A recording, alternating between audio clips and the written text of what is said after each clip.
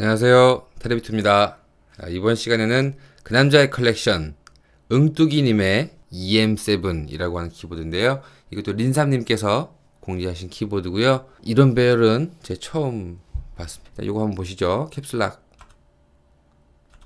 오, 65% 정도의 키죠. 요 세 개가 이쪽으로 왔다 쳤을 때 방향키가 있고 이렇게 F열 없고 이쪽으로 뭐 아무것도 없는 그런 이제 65% 정도의 키 개수를 가지고 있는 건데 실제로 이제 하우징 크기는요. 크기는 일반적인 텐키리스 배열의 크기랑 같습니다. 이렇게 생긴 옆모습 린사님께서 공지하신 돌고래라는 키보드 있죠. 굉장히 유명한 키보드인데 그 키보드랑 똑같이 생겼어요. 그리고 이 하판을 공유한다고 합니다.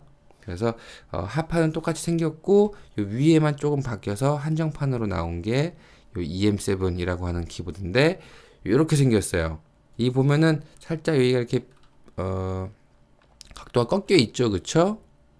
이렇게 이제 우리 보통 일반적으로 텐키리스 치면은 이렇게 모아서 치잖아요. 손목을 모아서 이렇게 치잖아요. 근데 이렇게 칠 때 손목이 모이는 게 좀 불편하다, 손목이 그렇게 편하지 않다 라는 점을 해소하고자 이렇게 자연스럽게 벌어지는 이 손목의 각도 있죠. 이 각도대로 그대로 칠 수 있도록 이렇게 살짝 꺾여져 있는 인체공학적 키보드 이제 어거노믹하다라고 하는데 처음에 딱 이렇게 얹었을 때 처음에 이제 자판 치는 게 조금 어색했습니다. 그래서 좀 며칠 쳐봤어요. 며칠 이렇게 쳐봤는데 생각보다 불편함 없고 적응이 그렇게 어렵진 않은 것 같아요. 이 돌고래 하판 라인을 따라가다 보니까 이 부분이 진짜 어마어마하게 생겼어요. 그쵸? 3차원적인 디자인 이 부분, 특히 이렇게 파여있는 이 부분은요 손가락을 딱 걸고 핸들링 하기에도 좋은 그런 디자인이에요. 그런 디자인이면서 엄청난 옆모습. 그 다음에 보면 여기가 아주 예쁩니다.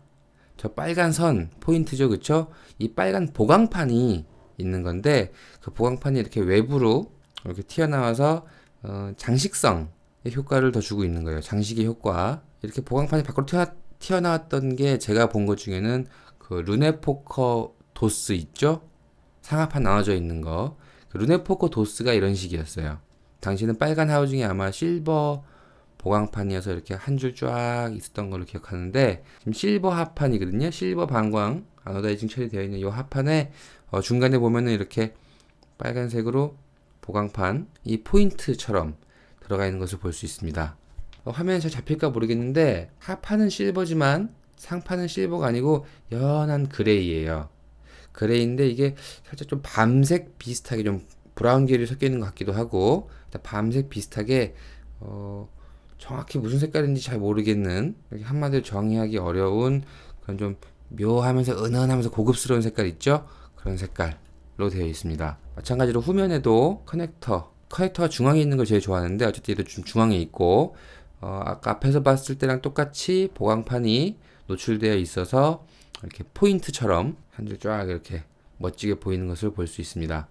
커넥터 부위는 네모나게 좀 크게 뚫려 있고요. 볼트홀의 위치는 이제 비대칭이죠. 어거노믹 모디파이드 2017년 음각으로 파여져 있어요. 범폰은 지금 네 군데에 3M 범폰이죠. 3M 눈물 범폰. 나사는 간지난 육각 나사. 육각 나사가 이렇게 보기엔 이뻐 보이는데 소켓 부분이 마모가 잘 되는 단점이 있기는 합니다. 뭐 키보드에 사용하는데 전혀 문제는 없겠지만요. 이렇게 생겼어요. 보강판은 레드 반광 보강판이고 이 로고 부분은 지금 보면 이렇게 세로로 헤어라인 처리가 되어 있는 것 같아요. 각도에 따라서 EM7이 빛나고 있죠. 그쵸? 키캡들이 닿을 듯 하면서 안 닿아요. 서로. 그쵸? 이 부분이 벌어져 있기 때문에 보강판이 잘 보이거든요. 그래서 보강판 색깔이 좀 빨갛게 포인트로 들어와 있는 게 더 잘 보여요. 그쵸? 좀 다채롭다라는 느낌을 좀 받았습니다. 제가 이 로고 부분에서 한 가지 말씀드리고 싶은 게 있는데 뭐냐면 로고를 좀 확대해서 볼까요? 이 상판 부분 쪽이랑 이 황동입니까 이게? 이 각인된 부분 쪽 안쪽 있죠? 거기랑 보면 요 M 끝에 여기 보면 살짝 이렇게 코너부가 비어 있는 부분이 있어요. 보이실 거예요. 살짝 까만색처럼 있는 이런 부분. 하여튼 이 부분이 조금 비어 있습니다. 그쵸? 커넥터 부위가 그 지난번에 그 링클처럼 굉장히 깊게 많이 파여 있어요. 네모나게. 그리고 링클과는 다르게 링클 같은 경우에는 이 상판이 안쪽으로 묻히는 방식이다 보니까 이렇게 비어 있는 게 다 위에서 노출이 됐었죠. 그쵸? 위에서 내려다 봤을 때 그 부분이 좀 도드라지게 보이는 경향이 있었는데 지금은 상판이 안으로 묻히는 게 아니라 똑같이 딱 떨어지면 덮이는 스타일이기 때문에 비어 있다는 느낌이 그래도 그나마 좀 덜 들면서 좀 많이 가려지는 부분입니다. 하지만 다른 키보드들에 비해서 커넥터 부분이 좀 휑하다. 그러니까 케이블 끼울 때 굉장히 빡빡하게 들어가거든요. 그 빡빡하게 들어가는 이유는 바로 이제 여기 튀어나온 요 은색 턱이 있죠. 그쵸? 이 턱이 이 포트 부분의 밑면을 눌러줘요. 그 부분에 보면 살짝 이렇게 탄성이 있어가지고 이렇게 딸깍딸깍하게 해주는 그런 핀 같은 것들이 좀 구부러져 있는데 그런 걸 이렇게 꽉 눌러주다 보니까 이 케이블도 되게 단단하게 꽉 잡아주는 느낌으로 딸깍 하면서 체결이 되는 거죠. 그래서 이런 건 좋아요. 그리고 지금 이 키보드는 게이트론 저소음 갈축. 이번에는 제가 실수가 없도록 확실하게 게이트론이라고 써있는 글자를 읽고 말씀을 드리는 거예요. 지난번에 제가 한번 실수한 적이 있었죠. 그쵸? 개인적으로는 굉장히 마음에 드는 스위치였습니다. 제가 제일 좋아하는 스위치는 리니어 쪽이고요. 그 다음이 청축. 투바바바바바 하고 청축을 치고 싶을 때가 있기 때문에 저는 이제 리니어랑 청축을 둘 다 이제 한 대씩 가지고 있어요. 리니어는 주력이고 청축은 가끔씩 쓰는 용도로 일단 제 취향이 일단 그렇습니다. 그래서 제가 보면 갈축을 별로 그렇게 선호하진 않아요. 넌클릭 계열을 별로 선호하지는 않는데 지난번에 그 체리 RGB 저소음 적축 쳐보고 그냥 체리 검은 뚜껑 저소음 적축 이렇게 저소음 적축만 쳐봤었는데 저소음 갈축은 처음이거든요. 근데 제가 보니까 저소음 적축보다 저소음 갈축이 훨씬 더 강추? 뭐 제가 혼자서 보편적일 수는 없겠지만 하여튼 누군가에게 제가 추천을 한다면 저소음 적축보다는 저소음 갈축을 추천할 것 같아요.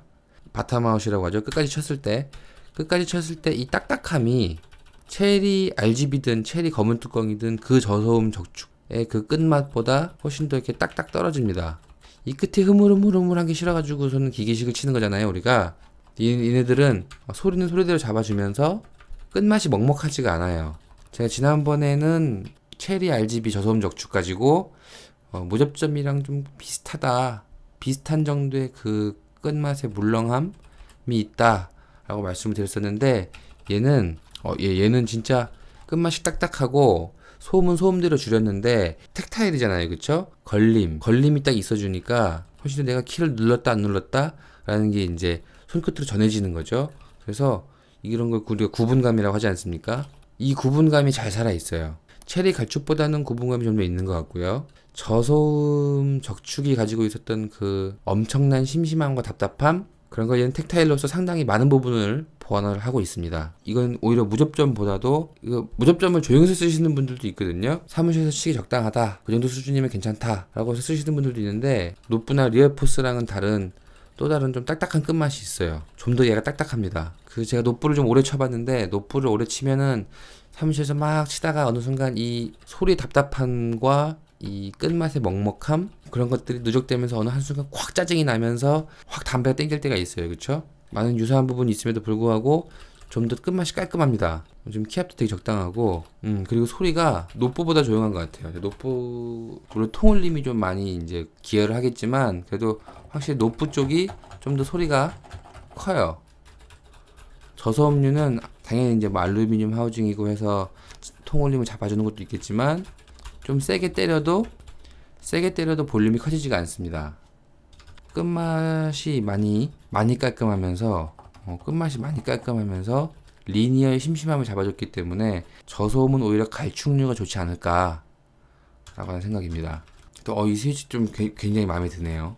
사무실에서 마음 놓고 기계식을 타건하고 싶으신 분들은 이 게이트론 저소음 갈축 괜찮은 것 같습니다. 저는 지금 노브 쓰고 있거든요. 사무실에서 이렇게 되고요. 얘는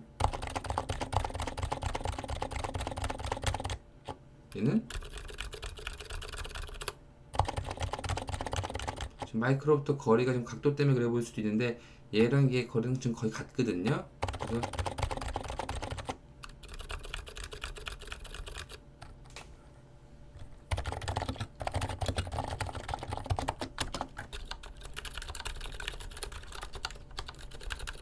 어.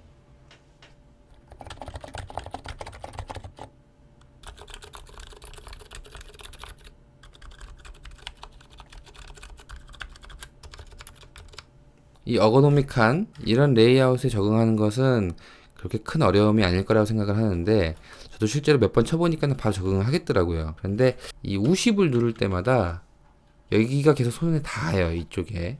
예를 들면 쌍기역 칠 때 이렇게 쉬프트 누르고 우십 치잖아요, 그쵸? 할 때 가끔씩 거의 그냥 이쪽 면을, 이 손가락 이쪽을 통째로 이렇게 주저앉으면서 이렇게 쉬프트를 치는 경우가 있거든요. 그럴 때에는 이 레프트랑 다운이 눌리더라고요. 이런 식으로 팝넬을 깔면 좀 덜하긴 하거든요. 그죠? 체리 RGB 저적, 그거랑 체리 검은 뚜껑 저적 보다 얘가 좀 더 서거김 면에서 괜찮은 것 같아요. 키보드 칠 때 별로 그렇게 스위치에 서거김이 연연하지는 않거든요. 되게 괜찮아요. 이 정도 서거김이면 서거김에 민감한 리니어 바가 아닌 이상에는 충분히 문제없이 타이핑 하실 수 있을 것 같아요.